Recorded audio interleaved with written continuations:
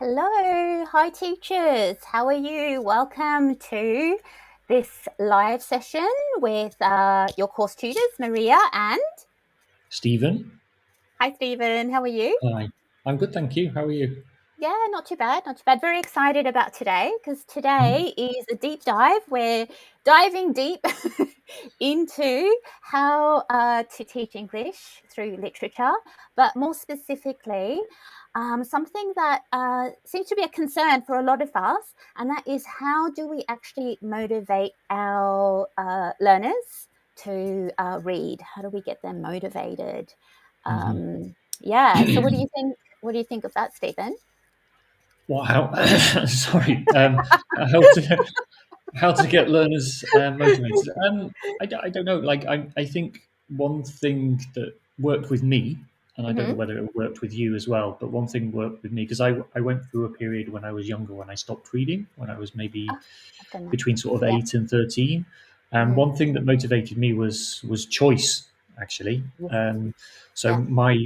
my godmother actually bought me a book token, and then I chose the book Ah, that I wanted yeah. to read. And since then, I just haven't really stopped. Obviously, you Um, can't give a book voucher to every child in your class, but I think giving them no. kind of options for things to read and choice, I think, is really important. Because Yeah.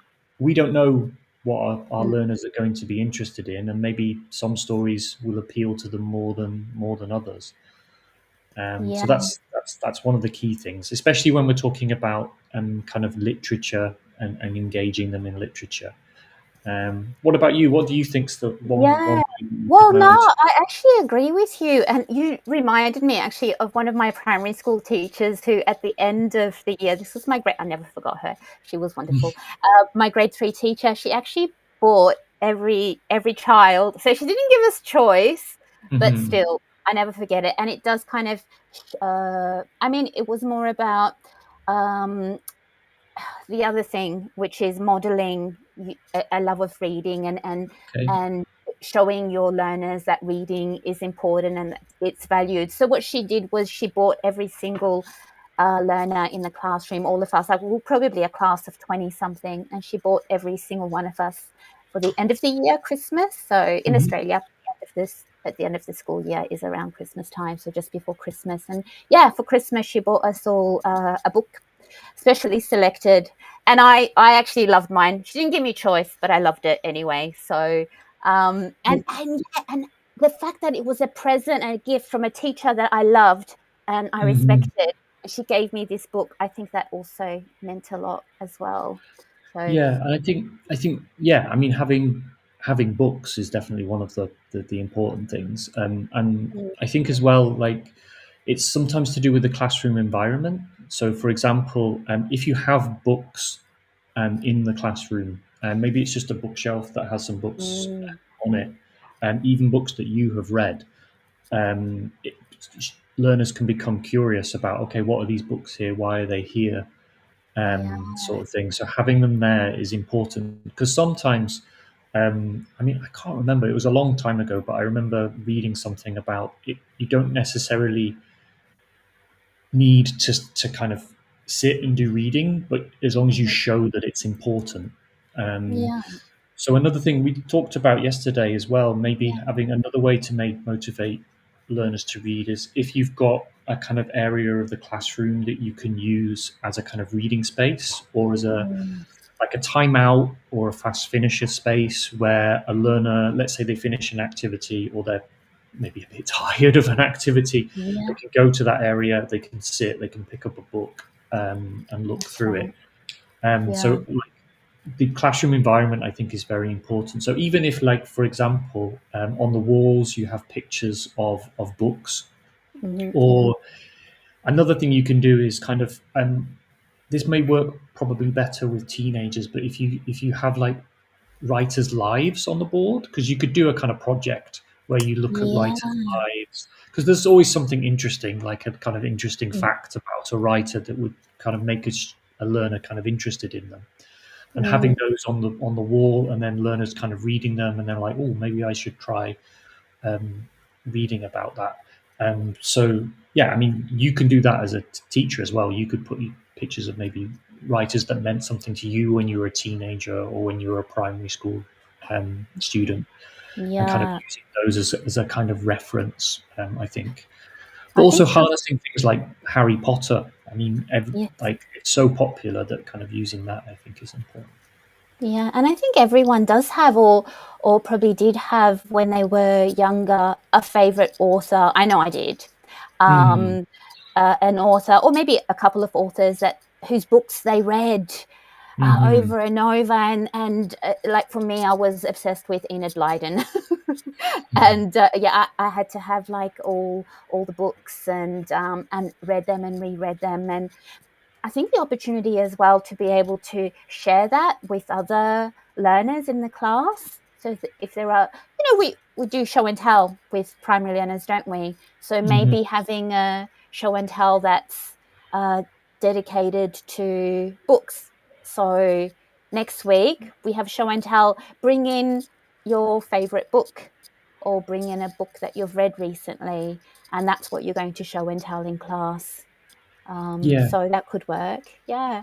But I'm wondering, what do you think? Teachers who have joined us here, I can see that Mm. we've got people here from Spain. Hello, Spain. Hello, Sri Lanka, Mauritius. Welcome, Vietnam. Who else have we got? Senegal, I think, as well, and Guinea. So lots of different places. So it's nice to have Mm, people. I mean, that's another thing to think about as well in terms of motivating learners to read, mm, because sometimes books can be very distant. So, like maybe they are about somebody in America or somebody in the mm, UK or Australia as well, and when they're distant, they're harder to get into. So, kind of harnessing the literature that's in the country where you're working and living can actually yeah, be helpful as well, even if it's short things. I mean, we talk about literature and we think about things like novels and stuff like that, but using short things like fairy tales, local fairy tales, mm. and also um, Po- poetry. Poems, yeah, Mm, poems are great. Actually, someone in the community in the last week mhm, made a comment, shared with us that something that she uses with her students is slam poetry. mm. I've never actually. Have you ever used slam poetry with your No, I learners? haven't actually. I haven't. Yeah, No, I thought that's sounds quite interesting. yeah, that's interesting. So yeah, so she was saying that she uses slam poetry because the poems deal with Hmm the issues directly relevant to them. mm, And the slam poets that do the delivery are often the poets themselves and are usually of their own age group. So hmm so again that you were talking about distance in terms of culture, but also distance, that could also apply to age as well. So hmm if you've got texts that are written by people of a similar age, that could also be more appealing for learners Yeah, as yeah, well. yeah, definitely, So definitely. And yeah, there's lots of activities you can do with poems as well, like asking the learners to maybe add their own rhymes, or mm, asking the learners, or using that as a model so that they can create their own poems about their lives. I think is a really nice idea. yeah, and children, young people love rhymes. Oh, adults too. I love rhymes. Hmm so so even like a simple activity where you remove the final words from every line or every second line, and it's quite good as well when that aligns with the vocabulary that you want to teach as well. So you remove those words and have hmm them almost like a gap fill activity. So that can Yeah, be fun for learners as well. all the sounds as Uh, well. Oh yes, actually, yes, the Mm, sounds. And actually, there was another teacher in the community this week who talked about that. So, mhm, um, they were saying that for primary learners, what they like to do is to involve learners in the stories, and this could also mhm. apply to poems. Involve the learners in the stories using different kinds of sounds to call Oh, students' attention. mhm. So, yeah. Yeah, I mean, I've done that before with primary learners when you're doing those. I mean, because it's very typical for kind of big picture books to have that kind of rhyme and rhythm. Mm. But what you can do is you can get the learners to clap the rhythm as well while you're Oh, telling the story, oh, and that can be nice. quite good fun, kind of getting them used to that. And then Yeah. when they kind of clap the rhythm, then they can think of a rhythm themselves when they're kind of Mm. writing their own poems. So that's definitely a Yeah, nice yeah, activity. using sounds anytime that really involves the students. And yeah, so Mhm. basically what we're talking about now is the kinds of activities that would motivate learners to read. So Mm. teachers who are here with us today, what kinds of activities would motivate your learners to read? Let us know in the comments. Also, let us know if you have any questions as well. Yeah. Um, There's a couple of yeah, comments that have come in, Maria, actually. There's yeah. one about kind of starting with local stories, like we mentioned, and then moving to Mm, kind of world literature, which is probably a good idea. mm, And there's another one about using picture books with our students. I've used picture mm. books quite a lot. Have you used Yes. picture books with your learners? Yeah, picture books are great. And even if a text Mhm. doesn't come with pictures, it's always a good idea to try and source some images, or get even learners to draw images to go with those, because images work great, don't they? Um, Sometimes that can be the barrier to learners' motivation to reading, because I think seeing lots of solid text, especially if they're at primary level, that can be Mhm. something that's just not very appealing to them. So involving images, and you have some great ideas for how to make use of images.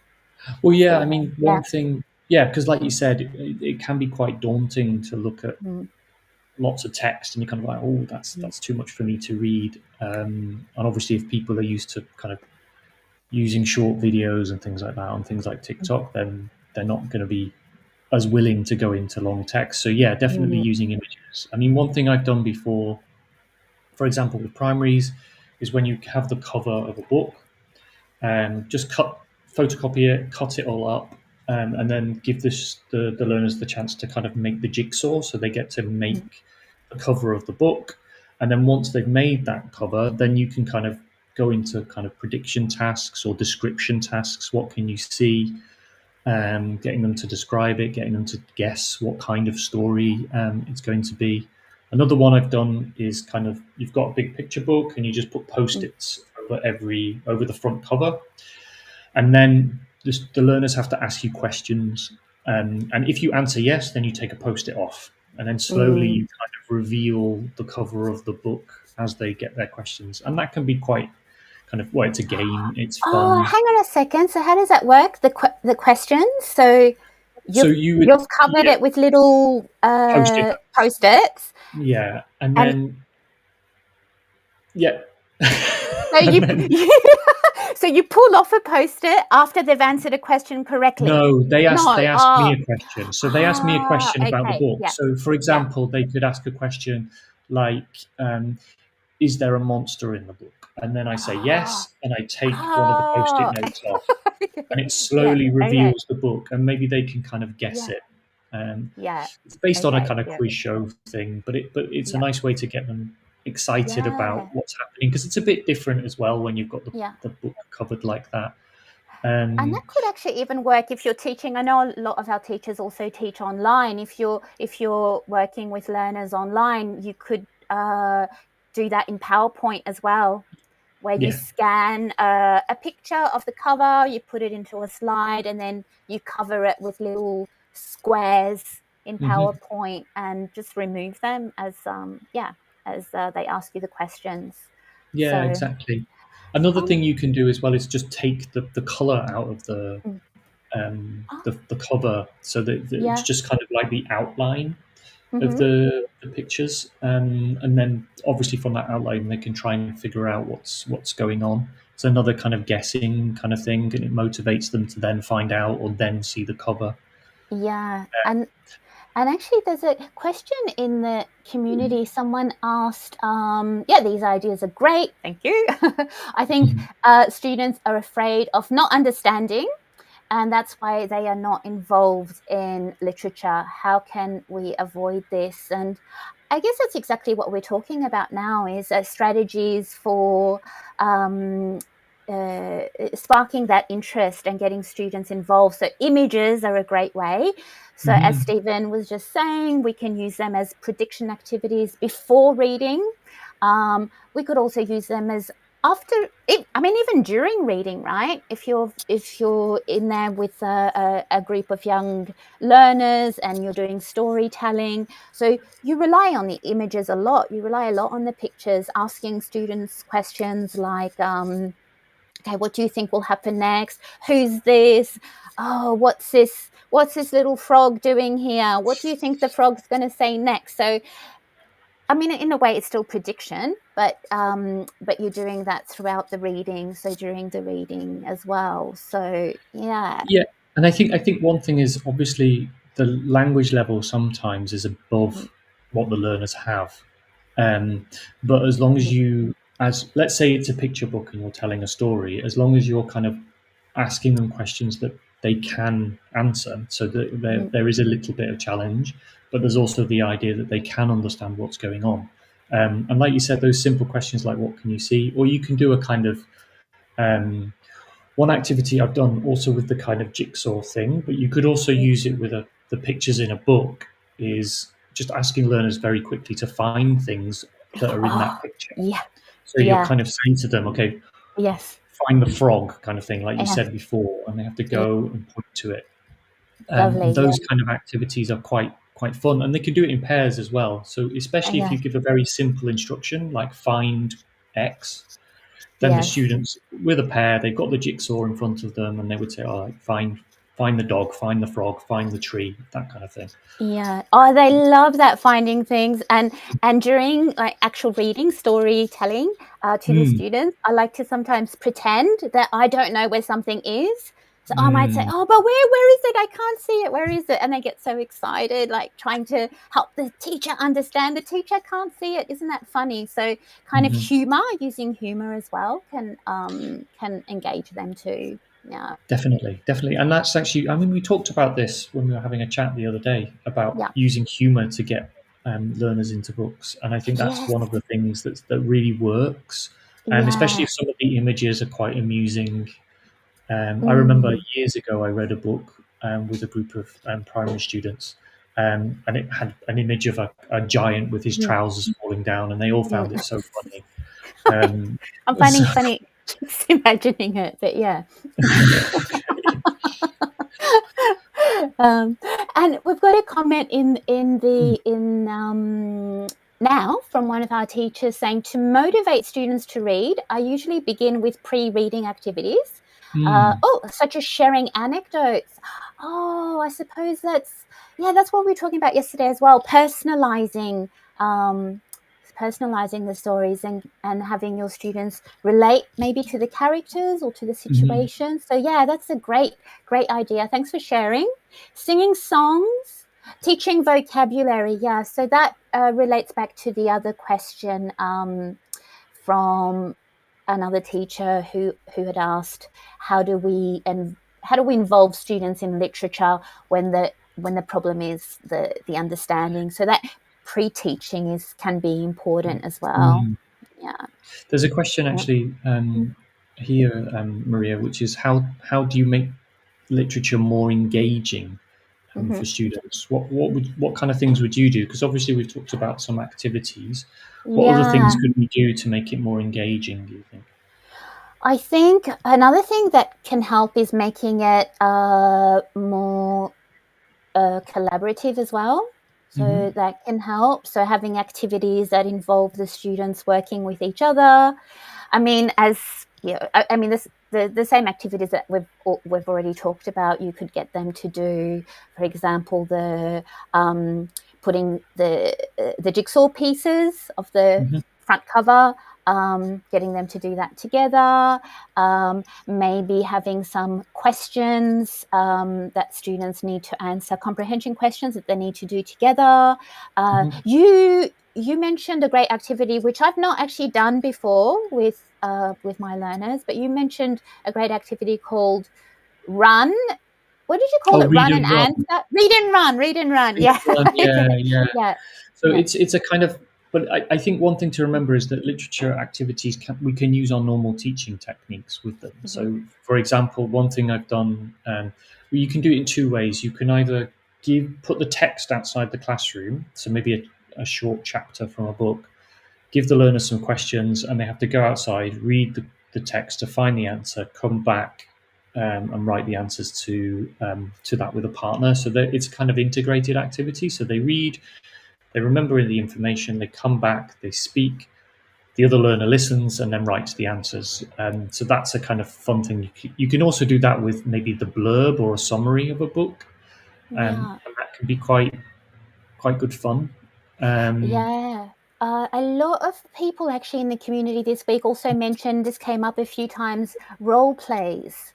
mm, So, yeah, so turning the stories, obviously, it depends on the characters that are part of the stories, but turning those into role plays, getting your learners to role play a scene or a scenario, or maybe even imagine something that is not in the story, or seeing something through another character's perspective. What do you think happened? In a part of the story that is not actually written about. I'm not saying this properly, but to imagine another situation in the lives of yeah, those characters and to come up you with can their also own do kind of scenario. you can Yeah. also add a character kind of thing. So maybe the scene in Oh, the book is like between two people, but maybe you add a yes, new character to that scene to kind yeah, of make it more complex or more interesting. But also kind of yeah, writing an ending for a chapter or a different ending is quite a nice idea. yeah, yeah, And we yeah. talked about as well.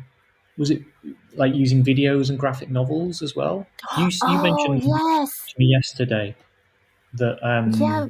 you read a graphic novel and that helped you become more. Yes, exactly. When I was learning French, and this is because that was actually a play, and Mhm. so it was a play that I had to read Oh, for a course I was doing, and mhm, I actually bought the graphic novel version because the language was a little bit too difficult for me. So mhm, I found that with the images, it helped me follow things better because mhm. with all the different characters, sometimes it's really easy to lose track. Now, hang on, who's this one again? But if you've got the image associated with it, then it's easier to keep track of what's going on. Um, and Yeah, then and using, yeah, okay. so I was just going to say, what were you? No, you go ahead, Maria. No, Using the graphic novel for what? For no, what? then another thing that you can do then with those images from the graphic novel is use those as prompts for students to retell the Mm, story to each other, to try and remember what's happened. You can photocopy them and white out certain parts of the story, maybe even just vocabulary that you want them to learn. So yeah, lots can be you can done. you can also flip that as well. One thing I've done before is giving them the images before they read the story and kind of getting them Oh yeah, to create a kind of story or an outline of a story. And yeah, then nice. when they read it, they can see Yeah, whether their ideas are the same or whether their ideas are less or more interesting or something like that. And I think yeah. that's quite a nice idea as well. Oh, someone has just made a comment about audiobooks. Audiobooks are a good alternative. And actually, that's another thing that we were talking about, presenting learners with text in different formats. So yes, audiobooks and graphic novels that we've just talked about. Mhm. You might also, what other formats could there be? Well, one thing I have used is trailers actually from like movie Ah, trailers. yeah, Um, okay, nice. Mm, because if the literature that you're using in class has mm, been made into a movie, and lots of them have, then yeah. and that's actually another thing, a kind of project you could do with the learners is getting them Mm. to create a trailer for a Oh, book amazing. that you've done together to kind of like Yeah. kind of maybe encourage other learners to read that book. I think is quite, and that comes back to the choice we were talking about at the Mm, start as well. Like if yeah. the learners have had the chance to read their own books and they want to share it, Mm, um, that's one way of sharing it, like creating a trailer for it. Um, and that will give them kind of extra skills to practice as well, like video editing and stuff like that. Yeah. So would you do that with secondary learners? Yeah, probably Probably with. rather than, yeah. I guess, Mhm. yeah. I mean, because you do need the tools and yes, primary learners are less likely to have You could on. simplify it. You could simplify it because one thing I did with it was with kind of tweens. I did Mhm. before we did puppet theatre. So getting like Yes. shadow puppets. Yeah. Um, so using like a story that they created and they kind of Yeah. drag the story and then they use the shadow puppets. But you could do that with literature Yeah. as well. Hey, how did you do the shadow puppets? Did you the traditional method with the light in the back and the Yep, white yep, sheet and okay, yeah, nice. exactly Okay. like that. Yeah. Yeah, with like puppets on sticks. You just use No. chopsticks and then they Yeah. cut out their own characters. Because this is something that came up last month with Rabia. I mentioned that in the past, what I've done with learners is uh, sort of shadow puppets, but with an old overhead projector. Hmm. So you get them to color the overhead transparencies, or you give them colored transparencies, and then they create little Okay. characters, and then they just move them around on the overhead projector. No, but you can use that in the telling of the story as well. Um, Yeah. so especially with primary learners, like if they create the characters using like a chopstick and like a cutout character, when the teacher is reading the story with them, maybe they could hold up the characters as they come into the story. Mm, Which nice. can be Yeah. quite.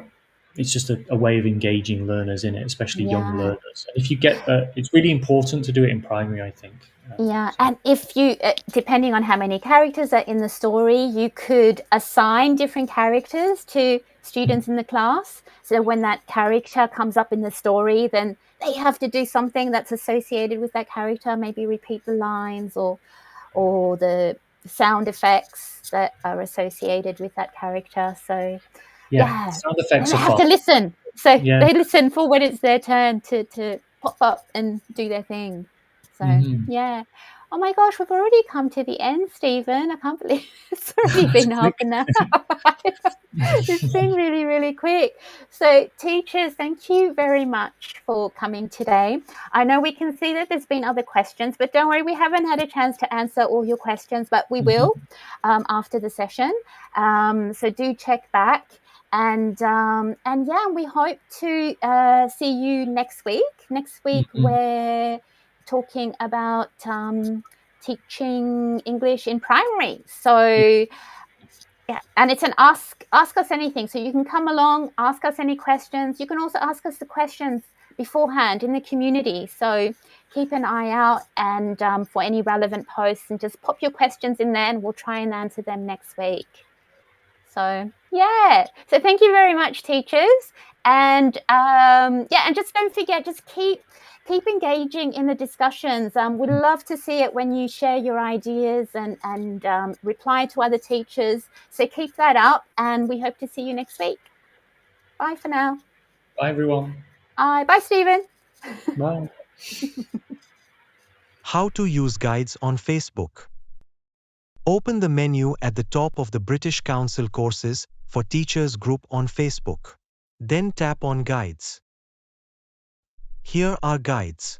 In a guide, you'll find discussion posts, videos, resources and information for a specific course. Guides for current courses are near the top. Look further down to see guides for all our courses. Tap See all posts to open a guide. Interact with posts as usual, tapping to comment, open videos and links or to see more text. After contributing to a discussion, watching a video, or downloading a resource, record your progress by marking posts as done. Just tap the Done button under the post and see the status change. This helps you to see all the posts connected to your course, so you don't miss anything. Check the guide for your course regularly.